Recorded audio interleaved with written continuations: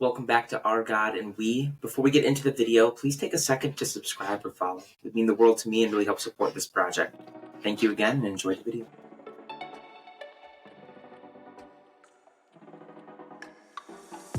Hello and welcome back to Our God and We. I'm your host, Stephen Stapleton. Today we are joined by Mason Laney. Mason is a 23-year-old Christian in his first year at Harvard Law School. Mason intends to work in the law for several years before, God willing, going into politics. Growing up, Mason was in a family that was only Christian by name first, and then later Christian by faith. Although growing up, he believed this conversion would spell the end of his family's troubles. It, in fact, only spelled the beginning of new ones. Christianity turned out to be far more complex than he initially understood it to be. Since then, his walk has been heavily shaped by years in public school and study at our shared undergraduate institution, Wheaton College. This walk has consisted of that ever-confusing grappling with commandments, faith, and reality, which I am so excited to discuss with him today. Without further ado, I'm so excited to introduce someone for whom I have immense respect, Mason Laney. Welcome to the podcast. Hello, Stephen. That was very, very kind, very nice and serious. Made me almost solemn. Yeah, reflecting on all of that, I was like, oh my goodness. It sounds much more intense than I honestly would probably characterize it to the average person. I have a lot of respect for you, a lot of respect for your journey and sort of where you are right now in life. Yeah. So getting right into it, I want to start with your testimony and then sort of work into some of the things that you're thinking about today. You mentioned that your family was Christian by name first and then by faith. How did that sort of come about in your early life? Yeah, that's a good question. And also, thank you. I appreciate the kind words. It's mutually felt all the way through. Not to mention, we got like the Harvard-Yale confluence here. Oh, I know, yeah. I was making a comment to some of my friends at Christian Fellowship last night saying like, oh, there's only so many good things that have come out of Yale, and you are one of them, one of the very few. So that's what I'll say for that. I've got to defend my school too. This is the only reason. Trying to avoid Boston over here. Yeah, at some point. But yeah, no, that's a good question. By faith, by name, and actual by faith.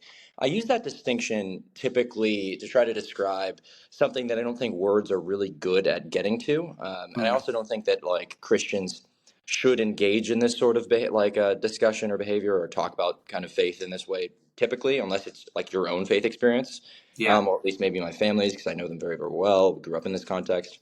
And I think also they'd be okay with justifying it that way too, or characterizing it that way. And the reason I say so is because you're talking about like whether or not really there's maybe salvation there for you actually have given your life to Christ, and also whether your life has changed because of that belief. I always say that what you believe should affect how you live. And when you say you're a Christian, but you do everything that the world does, there's basically no distinction between you and your next door neighbor who's not a Christian, other than maybe that you go to church on Sundays and like maybe donate more to charity or something like that. That may mean something, at least in the sense that you have a different community, and maybe it affects your balance book a little bit more. But your heart probably doesn't look different. And the way that you treat people may not actually be different. Most Americans try to be kind. I know so many individuals who are not religious at all, and they care a lot about that. And so I think for our family, there's a lot of family history to go through. But the big thing is to say there was a commitment to Christ, but it wasn't actually manifested in our lives. And I can't say for sure for anybody else who's in that situation, whether or not that means that they're saved or not. For me, I was treating God like a washing machine in my younger years. It was like a go off and live your own life, come back on Sunday, say, hey, I'm sorry, and go off and live your own life, because you really didn't. God was just like a part of your lifestyle. You didn't mean anything. Christ didn't mean anything. And so I was like 9 at the time, things kind of changed. A lot of craziness happens. I think that there's an element of truth to the whole idea that you have to suffer in order to realize how much you need God. And I think our family definitely suffered. I suffered. We went through many things that I won't go too into detail for, but basically kind of stuff that sets up family crisis. And obviously never easy to navigate. But in the aftermath of that, we all came out as Christians. My father, my mother, my brother, my sister, and me. I'm the youngest in my family, youngest of three. So being 9 years old at the time, actually I was probably just still 8 at the time when originally all this started, I had very little concept of what it all really meant. I just knew that my faith looked different and how I lived was different. And so we went from Boston, where we were living our lives as we had, to my dad getting a new job and moving down to Alabama, to now as like saved Christians. And that's the most important dichotomy to understand, for me at least in my context growing up, because like for the rest of my life, I lived with this idea that I had been like lost and now I was found. Now I was like chosen. Now everything was good. I was saved. My family was saved. Yeah, we had problems. Yeah, we were sinners, whatever, but like things were going to be good. Things were clear cut, right? And that sets the stage for other things. Yeah, you mentioned something, and I think it's something that, especially in a lot of faith communities today, people really, really struggle with, which is this sort of this tension between suffering and also being faithful. And how does your life really look different? Is faith worth it if you're still suffering? How would you sort of describe that as you were sort of trying to figure out what does Christianity look like for me and my family in the midst of the suffering? Oh, that's such a good question. That's a very painful question. There's two elements to that. There's two paths I could go down. One, there's the whole, like, is God still good if you're suffering kind of argument, right? Yeah. I used to find that very convincing of the whole question of theodicy, whether or not there can be a good God in a broken world and all of these other things. And I read a few books on the topic, Truth and Beauty by Andrew Clavin and The Problem of Pain by C.S. Lewis. And also from my experience, I kind of shifted. And if I walk down that path now, we'll end up talking about it for too long. So I'll just leave it here and say that path is wonderful and it's a great discussion to have at some point. But I think that once you begin to think about love and the emotions that we feel, and the truths that we get to witness in our lives, and stop thinking about that question as being like a logical, theological one, meaning like, how can God be good if world bad? Like, instead of thinking it like a logical equation, thinking of it in a poetic sense, romantically, as like this element of there's something beautiful to our story that we're living, to being able to love, to being able to like to hope for things and to overcome challenges. All of these things are part of a good story. And we couldn't live in a good story. We couldn't live and choose God and love God if we didn't have the ability to also fail, to fall, to make mistakes. Obviously, there's many Christians out there who will disagree with some of the theological aspects of that analysis. But for me personally, that's how I've come to reconcile with that path. Obviously, more discussion there. But the other path, the other way you can take it, and this one's probably more personal, more experience-oriented, so I think this is maybe a better path to walk down. And honestly, it's best represented by what I think we as Christians often think of in terms of our faith, that it's almost like this transaction. And I operated on this as a good example from the dichotomy for a long period of my life, from the dichotomy of like not being a Christian to being a Christian. When I became a Christian, I was like, okay, there's a few terms that have been met. It was like a contract. I was making a deal with God. And the deal was like, he saves me, so I get saved, and I give up some things that I want. Right. So I gave up some things that I wanted, which was like lying and being mean to people who I thought I should be mean to and being prideful. But the thing is, as I got older, the problem with that concept, especially when I was 9, is that contract, the terms actually became weightier to me because the opportunity cost of that decision became heavier. Yeah. I started realizing, wait a moment, I could make real money if I cheated. If I was like being mean to people, this person really deserves it, honestly. They're like, I can really hammer it home. And then on top of that, like, especially once you become a teenage guy and you start actually being attracted to girls, the battle against lust is incredibly difficult. Yes. And like, I got to this point at 14, 15 where I was like, okay, God, I'm going to make a deal with you. I'm going to wait. I'm going to just wait for a few years, by 20, 21, I'll find the girl of my dreams. We'll get married and then everything will be okay. And I'll give it up for you, just out of the kindness of my heart. Newsflash, I'm 23, still single. So that is not, that was not the bargain I ended up actually getting. And the whole point is to say that, like, you can't live in faith as a contract. You can't live in faith as expecting that you're going to get something for this amalgamous idea of spirituality, or else you're going to be stuck between two worlds. You're going to be stuck between the world of spiritual success and the world of material success. And the one that's always going to be more enticing is the one that you can feel right in front of you. Yeah, every single day. And it's not to say that the spiritual world isn't incredibly powerful and convincing and shape shifting in its ways that it actually impacts you. It's to say that we are human beings. We're subject to passions and temptations and all these other things. You can't conceptualize your faith in that way so logically. It's just transactional. I know a lot of guys that do this because it ends up just exhausting you. completely. Yeah. So, Yeah. yeah, baseline. Yeah, I find I'm going to be honest with you. I I find it ironic. Um, it's I think it's often when we go into the spaces that that are nearest to us that we also find we find barriers in different ways that we push against those spaces. So the fact that you view your faith as a contract and you're currently at Harvard Law and you're saying we can't be logical about this. We can't see faith in a way that is logical without our heart invested in sort of the ups and downs. I find that to be ironic in some senses, but and we're going to get back to sort of being in Alabama and how that very much has shaped your faith. But I want to kind of bring it back to the present a little bit here. In being at Harvard Law, like how's this changed the way that you've seen logic in terms of being applied to your faith?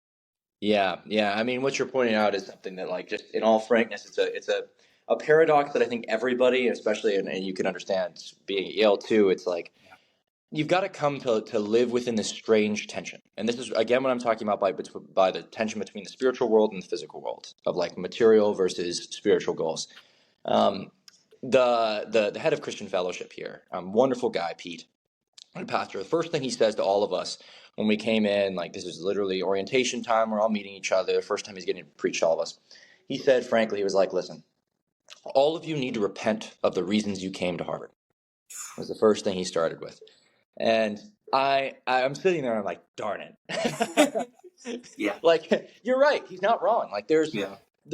and even to get here in the first place, it means that we put such a premium oftentimes on success, and that we may have traded off a lot of good things that maybe God had in store for us in exchange for things that were maybe born out of selfish ambition. And going to like the shrines, the national shrines to selfish ambition, that's kind of what these places are. Like there's centers, household storage, like little silos of all the ambition in the world. Yeah. And kind of being surrounded by it now, I'm like, man, one, I think those reasons in themselves, don't get me wrong, they can be powerful if used for the right ends. I think that like these places originally they're built and founded by Christians for Christians. And if used properly, they can actually further God's goodness and the vision that we have of our faith. But at the same time, if not used properly, they can do some terrible, terrible things to you. And so being surrounded by a lot of ambition and being very ambitious myself, I've had to live in this constant kind of tension between, okay, am I doing this just because I think it's something that I want, or is it something that God has actually asked of me? And so I think this also goes back to like the whole point again, where I'm saying like, I think that we're going to get into this more, but I think a lot of Christianity is simply believing what costs you the least.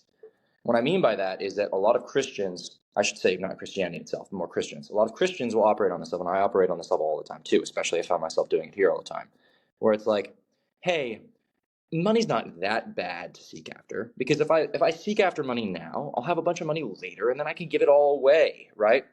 Or you know what? It's not terrible that I keep like I don't know saying these terrible things or making these bad jokes to my friends, because like I'll be friends with them, and if I didn't make those jokes, they wouldn't like me, and if they didn't like me, I wouldn't be able to actually spend time with them. And if I didn't spend time with them, then they wouldn't be able to see that I'm such a good Christian and know and learn about God and all these wonderful things. And the thing is, what's interesting about that is actually in our world, because of how broken it is and crazy, sometimes actually those bad things do end up producing good. That's what's very confusing, is sometimes you end up getting close to people because of really bad situations. Maybe you were a mean person, maybe you sought out selfish ambition and all these other things like that, and you end up in a place where you actually can be a light. Other times, no. And so I don't have an answer to that. I don't have an answer to all those situations and how to propose, like to seek it out. All I know is that here at Harvard, at a place which obviously I'm surrounded by it, constantly suffocated by that desire to fill one's own goals and to be great and all of those other pretentious things. you have to immerse yourself in the spiritual world. This is my ultimate point that I've been making a big roundabout to get to, is when I'm saying you're living within the tension of the spiritual and the physical, that means you have to constantly be within communities, reading scripture, praying, reminding yourself of those things that you actually fundamentally believe, because every single other thing around you in your day-to-day is going to testify to the opposite. And it's going to exhaust you. It's going to exhaust you. And the hard part too about immersing yourself in the spiritual world is it's going to tell you things you don't want to hear, first off, and two, that don't even seem pragmatic. That's another point. There's a million and one things to talk about in this area, but like C.S. Lewis would say that Christianity is supposed to be like practical. But oftentimes when you're actually immersed in the spiritual, what you find is that, again, you're witnessing the same sorts of context of tension that I was talking about, where it's like, hey, if I do this bad thing, maybe I'll end up being able to do a good thing later. And that's where it's hard to be able to make decisions. Or you're specifically in a situation where it's like, do I say this thing, this honest thing to a person, even if it's going to hurt them, right? And that's not a yes or no situation. That's not a right or wrong. It's just gray. And so you can't live in faith assuming that there is just like always this one perfect, good, spiritual, right thing. And that then by immersing yourself in spirituality, things are going to be okay. So that's why this is a Yeah. nuanced answer. I can't just tell you, go read your Bible, you're going to be fine. I'm telling you, you're going to go read your Bible and you're going to get worse. You're going to get worse. Like that's often how it works. Is you read your Bible and you're like, man, I still don't know what to do. Like, I'm still lost. I'm still broken. I still feel ambitious. I still feel lonely. Like, all of those things are still going to be the case. But the big question amidst all of it is whether or not you still have faith. And that's a deeper question we can talk about more, but I'll take a moment because I've been rambling for so long. Yeah. Yeah. That's profound. And I think that is so, so wise. There is, I think, especially contemporarily, if you think about, Christianity as it is practiced primarily in the United States today, there is sort of this push from both sides as to, oh, it's so obvious. This is what you do. This is the right thing to do every time. And there is no gray. And I actually am really glad you were able to sort of bring that up as an element of what faith has meant to you, is sort of living in this gray, growing to like accept the gray in a sense, and still being faithful despite the gray. Yeah. Which I think can be very hard. Like, it can be very difficult, especially at institutions. You being at Yale, you being at Harvard, especially at institutions where you there's this signaling as if there's always a right answer in every context for every question. And so having that almost opposite approach to what faith is, and to approaching faith really, is, I think, very wise and also very difficult to cultivate. It's a humility for sure. I think that's the biggest step. The biggest step is humility. Yeah, but I mean, even to that point, it's a humility, and then it's also it's there's an active element, I think, too, to living in the gray. In that, to live in the gray, you have to understand that there's echo chambers, and you have to understand what is in both. You know what I mean? You have to understand, like, that people think things differently, and that not always is it right, wrong. Sometimes it's just different. And when it comes, I think, to what to do in certain situations, sometimes being faithful is recognizing where God is placing you and what God is compelling you to do, and also recognizing that this is not a one-size-fits-all. Yes. No, there's almost never a one size fits all. Almost never. Yeah. Not completely. Yeah, I don't know. That actually reminds me of an interesting debate I had here, because you have all sorts of conversations with lawyers of differing varieties of Christian here, and one of the people I talked to, very, very like kind of, I guess you'd say kind of traditional, conservative in faith, and because of that, we were discussing whether or not, if you could, you should ban lying in government. Right? If you were as like a governing agency, something like that, you could say, hey, it's illegal to lie now. And my whole point and my whole discussion in those things is that, like, yes, it says in the Bible, you should not lie. And I think Jesus' life testifies to not lying. At the same time, there's a deeper question to that of, like, there's obviously situations we always pose, like, should you lie to the Nazis about like having Jews in your house or something like that? That's obviously the typical question of like weighing two different things. But an even deeper one, when you ask like the governing side, and this is also true in individual life, is what's the penalty? What's the penalty? Because like making something illegal, saying something is bad, is only one part of it. The next part is to say, okay, and then what do you do in response to it? What do you do in response to it? Do you put the person in prison? Do you fine them? Do you slap them on the wrist? What's the response? What's the Yeah. response to that thing? And that is where you actually start probing into the deeper moral questions. Because this is the problem with these truisms. The truisms, and this is going to be a big point that I really am hoping to make throughout this interview. Is the big thing of saying I hate truisms. They annoy the crap out of me because you say something. It's just the problem. You say something like "don't lie," right? And that's the first thing. And the person looks at that and says that's the moral like paradigm that they're operating on. That's the most important axiom. But if you ask a deeper question of, okay, what's beneath that? What does that mean then for the person? What does it mean for your life? Because that's what the penalty is asking. What does that mean for the person who's going to be facing it? Then they have to start weighing actual moral realities, such Mm. as, okay, if we imprison them for this, what does this mean for how they live? What does it mean for their family? What does it mean for their balance book? What does it mean for all of these other things? And that's what actual morality is. What actual morality is weighing things. It's weighing goodness and badness. It's weighing whether or not you're doing like the right things versus the wrong things. Aristotle had it right from the beginning when he was talking about this idea of seeking out like the golden mean. In truth, most of our lives are lived seeking this balance between not doing too much of one thing and not doing too little of the other. Yeah. And like that's why we needed Jesus. But obviously, there's that's also kind of a truism in itself. So I'd have to go a little bit deeper to explain. Yeah. Yeah. I guess I to push back slightly, I think on that. I think there might be some people that would say, well, what's the negative of doing too much good? To be Hmm. honest with you, if I mean, obviously the world doesn't operate that way, but if I personally decide, faith or no faith, that I'm going to do what I believe is morally good and do the most of that, then really what's the downside? Like there's like how does that negatively impact? Yeah, and that's a good question on its face. There's a great story in the Bible, obviously, that deals with this question, where the rich man comes to Jesus and is like, hey, hey, I've done all these things, I've followed all the commandments. I want to be your follower. And Jesus says to him, okay, yeah, it's true, you've done a great job. Here's one more thing I need you to do. I need you to sell everything you have and give it all to the poor, and then come and follow me.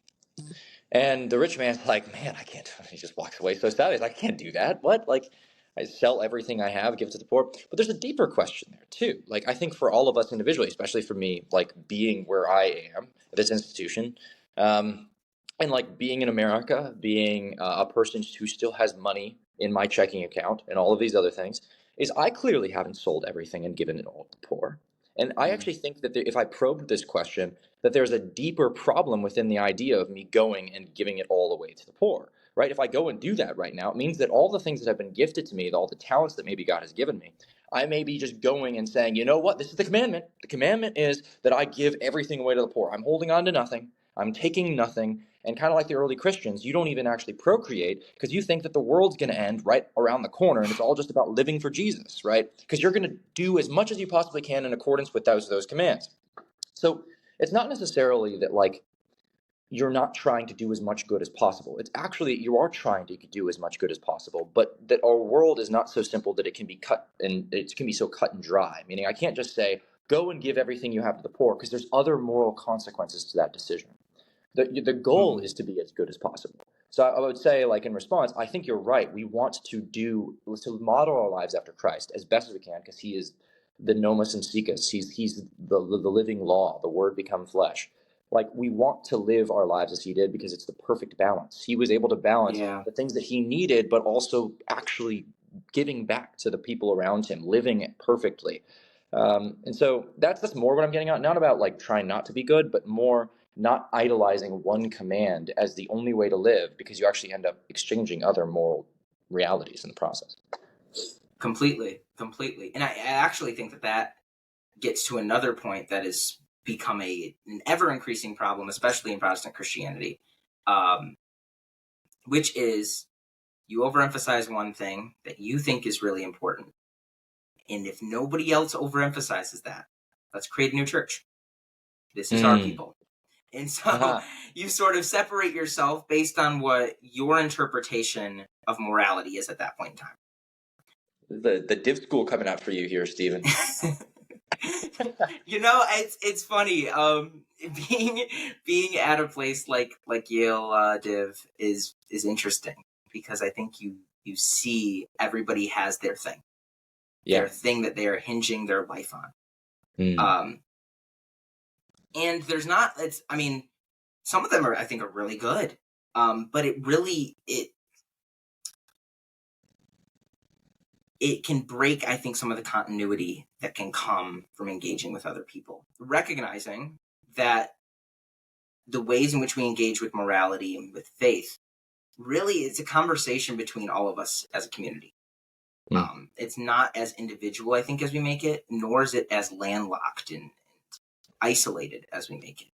And so if you're going to take your thing, and this is, for example, if you're like, I'm selling everything, that is the commandment, and that is everything I'm going to push for.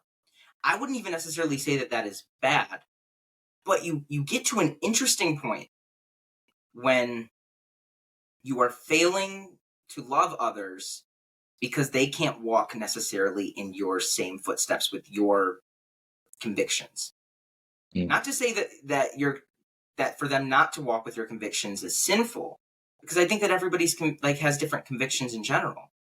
One of the things that I think, me personally, that I'm really convicted on is actually kind of to your point. I don't see myself ever being able to be wealthy and feel like okay with that. But that's like my own personal conviction.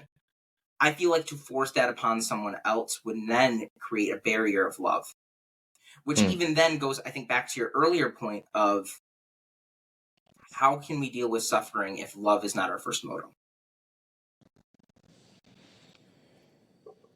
Because ultimately, that is everything that we as a community are trying to hold together in the ways that I see it, is figuring out love and figuring out the ways that love operates in relationship to one another. Yeah, and I think the deeper question, maybe it's a more true, like I seek out the truth and want a consistent logical explanation for faith still regardless, that I then struggle with that kind of deeper question of saying one thing may be good for you, but you also don't want to judge it in another person, is morals obviously should be consistent, right? Absolute. Yes. Yeah. And so it's very difficult then to sit down with people and tell them, hey, maybe for you it's okay to buy the Lamborghini, but for him it's not, right? And that's hard to draw in a church, especially in a church body, when you're talking about living collectively, right? This is what Paul was talking about with whole eat some people with fruits and vegetables, all this other stuff like this. It's how do you navigate within a community people who have very different conceptions of what Christ has asked them of, and it because of faith, because of what it is, and it applying to other people. We want to go out and talk to other people, like my friends here at the law school who don't believe in God, and I'm trying to find a way to explain to their experience, hey, this is what it means to live as Christ would have us. And they're like, well, which Christian? And I'm like, I don't know. I know Christ, you model yourself after Christ, but at the same time, everybody's modeling themselves differently. So it's obviously there has to be some line of truth, some sort of point at which we say, hey, this is what you should do. I draw that obviously at Christ's life. What that means, I think, is going to be broken. I actually think that in all of our lives, the way that I justify it in my head, if we're talking about you got a scatter plot, and you draw your line of best fit that's between all your stuff, I say hey, listen, none of us are all perfect in this. None of us are all perfect in this. I think my life's an imperfect model. I spend my life learning from other Christians because there's so many things I don't know, and there's so many things that I do wrong. And I may actually think for a period of time that I'm doing something right, and then at some point the Holy Spirit reveals to me, hey, this actually hasn't been the way that you should be living. And honestly, that explains the variance more to me. It's not that there isn't an actual good. That's Christ's life. It's that because we're broken, because we're human, we in our capacities cannot actually perfectly model that. Some of us will do well in some areas and then fail in others. And it's just how it is. And because we're broken too, we also don't really always know what those areas are. So I'm not going to turn to you and say, hey, you shouldn't buy the Lamborghini as much. I'll just say, why are you getting the Lamborghini? Because it seems like maybe that money could be spent on something else, right? Yeah, completely. It's interesting, I think, striking that balance.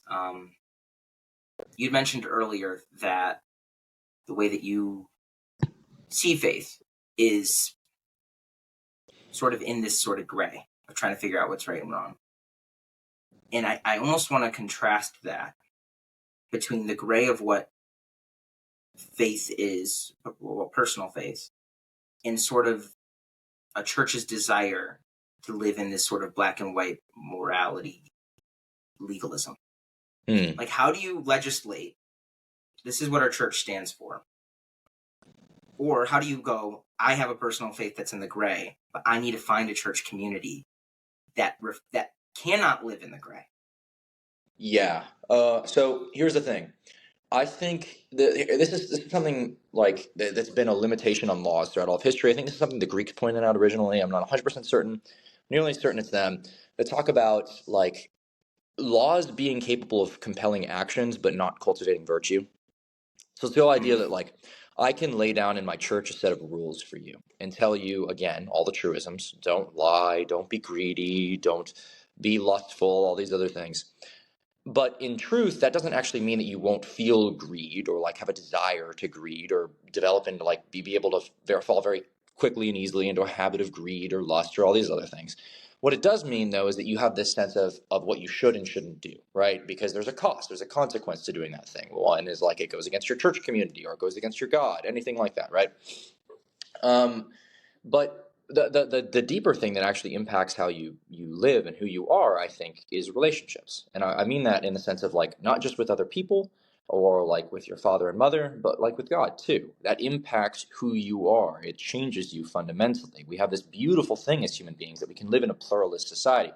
Hannah Arendt, the philosopher, was very secular. This is where I think she actually gets very close to the truth, where she's talking about like this idea that like what makes us really special as creatures is that we live in like plural societies, right? That we seek out what she refers to as action, and really that's like this idea of deviating from some standard mean.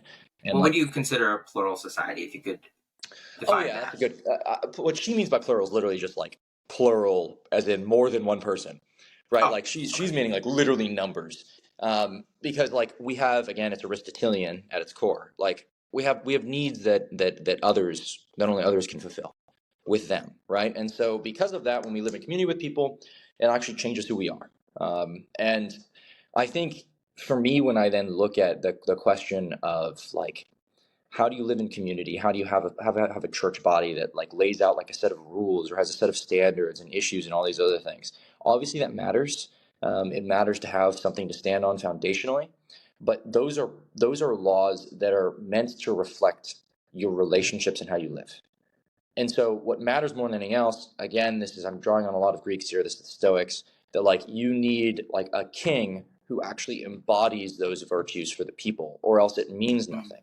In the church body, that means that the elders first are actually holding themselves to that. But it also means that the individuals of the church are living in accordance with that. Why? Because we have the ultimate example, again, the Nomus and Sikis, who is God, who is Jesus, right? Jesus who became the perfect embodiment of the word.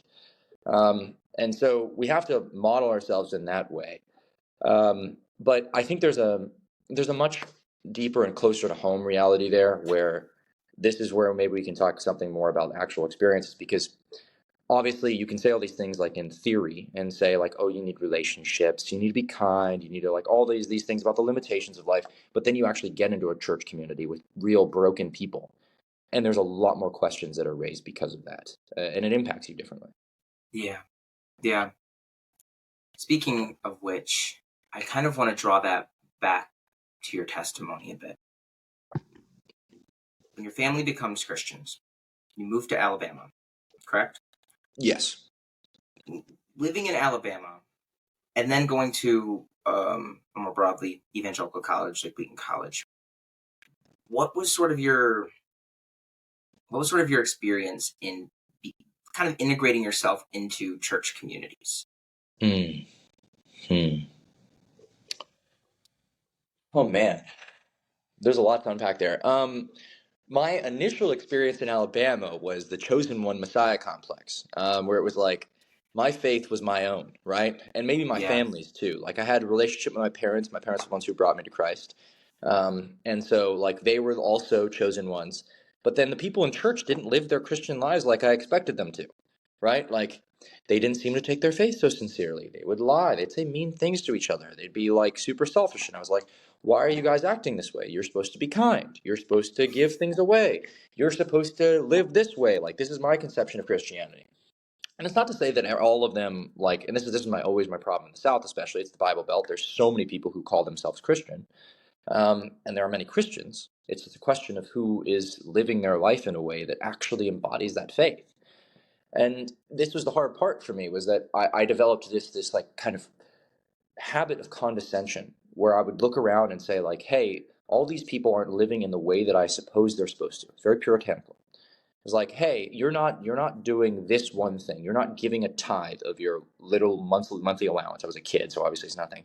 But I was like, you're not doing that, and you're supposed to do that. So you're not a Christian. Or maybe you're a Christian, but you're not as good of a Christian. And those sorts of mentalities, as much as they like are obviously not good on their face, they also end up kind of matriculating into other parts of your life, and they don't actually they're not sustainable. And as is always the case, Andrew Clavin has a great line on this. He says that when you live in lies, you end up bumping into a lot of invisible brick walls, and it's basically the idea that like when you do something that's not sustainable with your faith, it tends to be the case that you discover it, and maybe you Yeah. don't know it's that thing, but you'll run into it. And so, yeah, that's like the big thing is like, is there's obviously more to that story of saying, like, I ran into a lot of brick walls, come my late high school years. And our family ran into a bunch of brick walls as we kind of lived our lives with this sense of this is the one way that you do things. And if you don't do those things, you're not doing what's right. You're not being a Christian, and we're going to stand against it. And what that happened in my family specifically, in my understanding of it, obviously there's a lot of nuance to anything with families, but it ended up causing isolation because that's what happens when you lay down that sort of puritanical standard of saying, this is the only way to do things. There's a point when you have to do that. There's a point. Like, it's like literally you're murdering people. We can't allow you to keep doing that. But most cases aren't that. I'm going to be honest with you. Most cases aren't that. So, And usually that's handled, I think, outside of a church yeah, body. outside the church body, I would say go get some other figures of authority for that. But yeah. Some that may or may not possibly be armed. Yes, maybe. There's also probably some deeper issues there. So, yeah. Yeah, with murder, I would assume. Yes, I would agree. Yeah. That's definitely. And I think that that's really interesting. There's a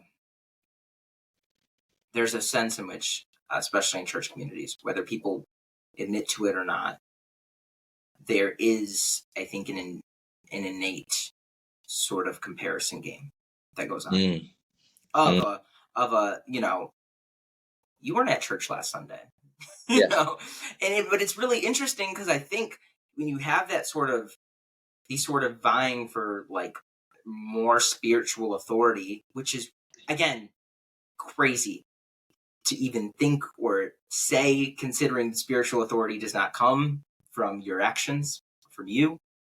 I mean, that like Orthodox Christianity, like that's sort of the general assumption. Of course, there's always outliers who believe other things. I'm going to say for the broad majority of Christians do not believe that you can bestow upon yourself spiritual authority without the presence of the Holy Spirit and God. That being said, I think it's really interesting the differences between sort of what the church supposedly says in terms of like how Christians are supposed to act within our congregation and how Christians really act in community, in relationship with one another. Yes. Which, I mean, even then goes back to your point of virtue versus legality. And you can't legislate virtue.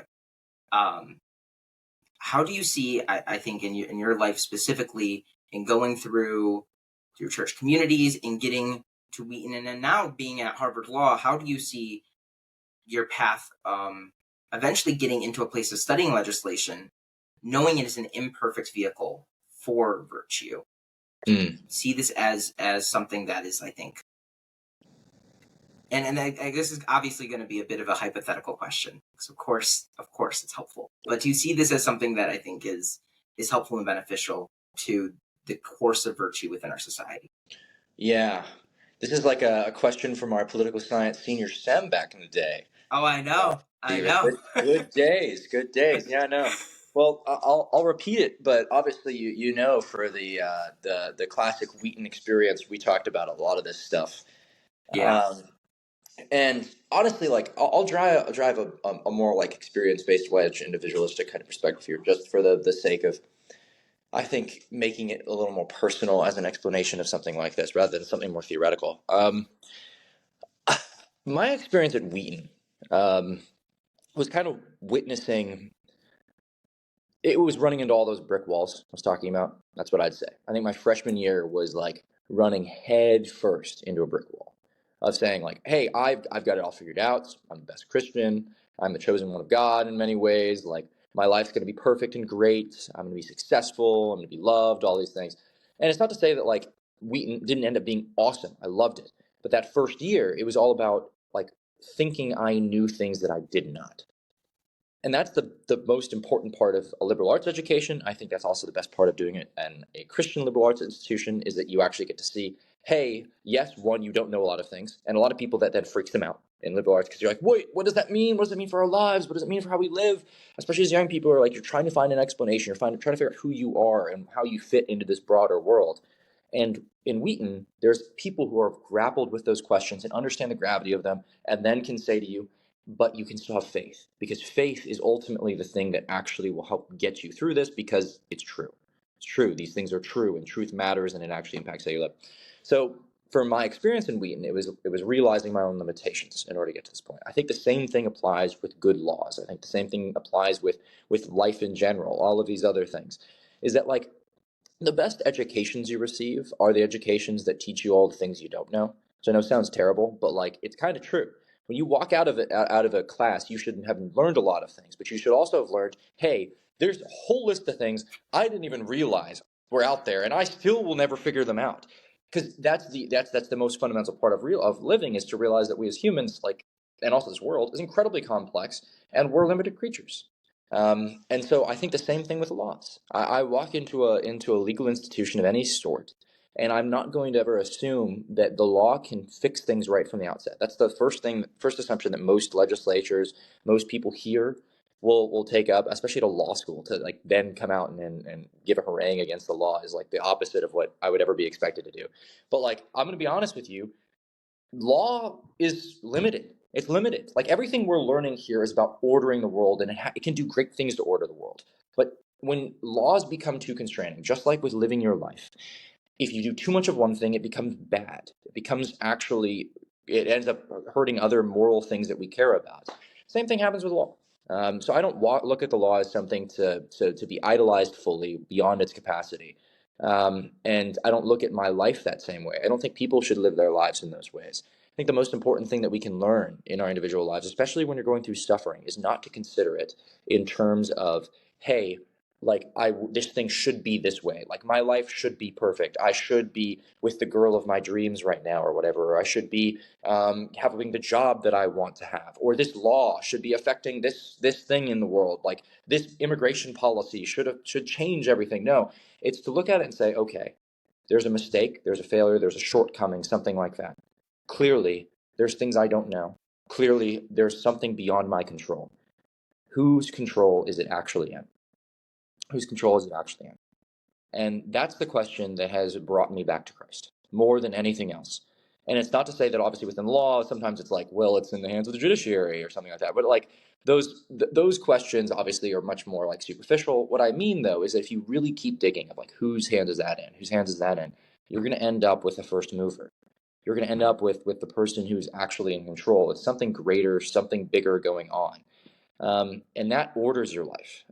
It doesn't always give hope. I can't explain. For me, this works, and I don't know if everybody else it's going to be as compelling to them too. But discovering my own depravity for a man who thought that he was the chosen one, like literally, like that was my starting point with Christ was like, hey, I'm making a bargain with you. Like I'm going to be the one in exchange for giving up all of these things. And like discovering all of a sudden, wait a moment, I'm I'm nothing in this world. I can change things, but everything will be devoured by time. Like everything, time will destroy it all the things that I would ever think were worthwhile. And suddenly realizing it's because it's not about me. It's never been about me. It's about something much better than me. Yeah. But yeah. And you need that, I mean, to some extent, that sort of even self-assured nature that I think is actually really admirable about you kind of pushed you to a point to get to Harvard Law. Like I don't think, as someone who's at Yale, you're at Harvard, I don't think you can get to an Ivy League institution without at some point in your life believing, I have it all figured out. I'm correct.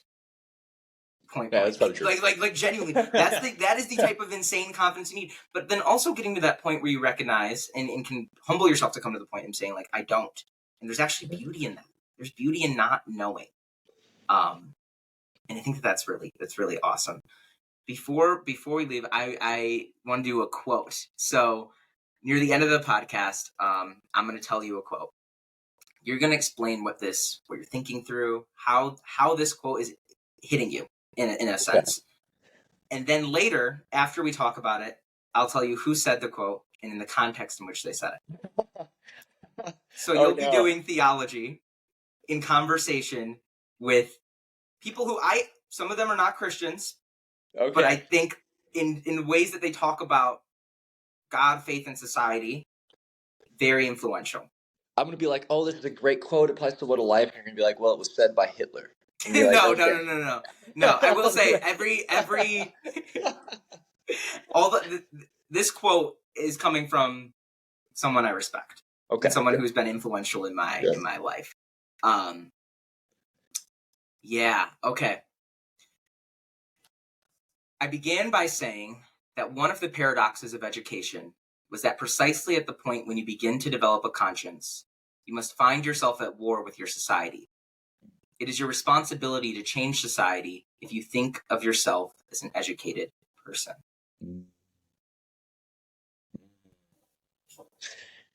Interesting. That's a very intriguing quote. This reminds me of G.K. Chesterton said that without education, we'd be in a horrible and deadly danger of taking educated people seriously. And so when I hear that, that's my knee-jerk reaction, especially being a very limited individual. I think there's two elements there. One, obviously, it's true to some extent in the sense of when you learn, you discover that the things that people take as true are often just taken for granted as true. These questions of God and man and science and all of this is what the West is in many ways built on, is this skepticism. And so when you actually become educated about the world and you learn about the world, you're like, wait a moment, these things don't all add up in the way that we thought that they did. At the same time, I think that you can't then fall into the kind of habit that made G.K. Chesterton say what he did, which is to then think you've actually got it all figured out because you're educated, that you know better than the society.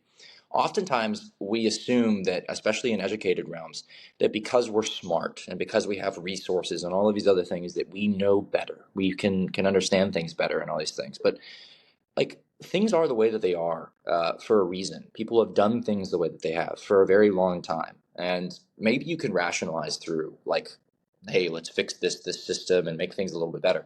But it's actually very, very dangerous and more difficult to do that than often presumed to. So I think my knee-jerk reaction to it is to say it depends upon your emphasis. If you look at it and say hey, society's messed up, because it is, and we make all sorts of terrible mistakes and do terrible things, and it needs to be rejected by people who are capable and knowledgeable, then yes, education starts with you saying, hey, my society needs improvement. I need to challenge it. I need to challenge the assumptions. That's what it means to become educated. Or you can take the other emphasis of saying, To become educated is to realize that, yes, maybe not everything within society lines up in the way that you think it does, but it's also, again, taking my original definition of it, which is realizing all the things you don't know. To become educated is to realize, hey, wait a moment, that we're part of something much bigger, something much beyond my control, actually. So then you take this emphasis and you say, it's not that I should necessarily confront society with my truth, right, with my truth, but with the truth. That is, hey, like, there are problems in this world, and I think that these are problems, but I'm not going to come at you and say that I know the answer. I'm going to say our goal is to pursue this thing, and although we're limited, it's worth pursuing it. Obviously, that's never going to be, like, neither of those answers are going to be satisfactory because it depends upon the situation, context, again, whatever. But I don't know who said that, because I don't know. I'm at a loss for who would have said it. I find it, I think, actually really incredibly profound where you went with that, because I think the person who said it would almost entirely agree with what you said. But you were in conversation with someone who did not have higher education, is considered to be one of the wisest writers of the 20th century, a poet of the civil rights movement, and in his essay, A Talk to Teachers, that quote comes from James Baldwin. Interesting. I would never have thought so. Intriguing. Yeah. Intriguing. And I think it's so fascinating, because I think a lot of the wisdom within his writings comes from an education that he almost receives by seeking the truth within society that society is unwilling to confront within itself. And so I thought it was really fascinating how you almost went there, not even knowing, that his work kind of surrounds that. And that was incredible. Final question before you leave. Without naming a quote unquote, correct or orthodox answer, why are you a Christian? Man, jumping right in from James Baldwin to the heavy questions too. That's nuts. Yeah, and on the side, just to say, I think Baldwin was an incredible writer in himself. He wasn't a Christian, right, though? Am I correct? He was not. No. Yeah, I don't believe he was. But that's interesting. I definitely would like to learn more on that side. I'm trying to think now. This is difficult. Why am I a Christian? Oh, my gosh. For a man who just said that everything needs to be nuanced and is difficult to bring down to one simple truth, it's very difficult for me to give you a single answer, but I will. For the purpose of the exercises, I will. There's the academic response, and then there's the actual gut felt response. The academic response is what's true matters to me, but what's true matters deeply to me. And I think the truth is the story of Jesus. I think he is the embodiment of truth, of the law, of how to live, of all of those things. The gut felt response is that I desperately need God. I desperately need God. I've seen it in my life, and this is where I can't get away from it. Other people may come to a point of academic, rational, logical disagreement with God and with Christianity. But I can't get away. Even if I got to a point where I was like, there's no way this guy is right, I still couldn't stop following him, because I know that in my heart of hearts, I am broken and lost and alone. And if I'm not with him, he's the only one who could save me. And so, and he has saved me. He has saved me. He's imbued me with the breath that I now am able to return with words and speak of his greatness. That's my single goal and service in this life, is because I've been given something I don't deserve. I need him. Thank you so much. Thank you so much for joining us. And it has been a pleasure being able to talk to you. It's been a great time, Stephen. Thank you so much for having me. As always, God bless. You're a wonderful man. Thank you. All right, and that'll do it. Thank you so much for watching. If you enjoyed this video, please like, comment, subscribe, and follow. It really helps support me and the communal project of Our God and We. Thank you, and I look forward to seeing you next time.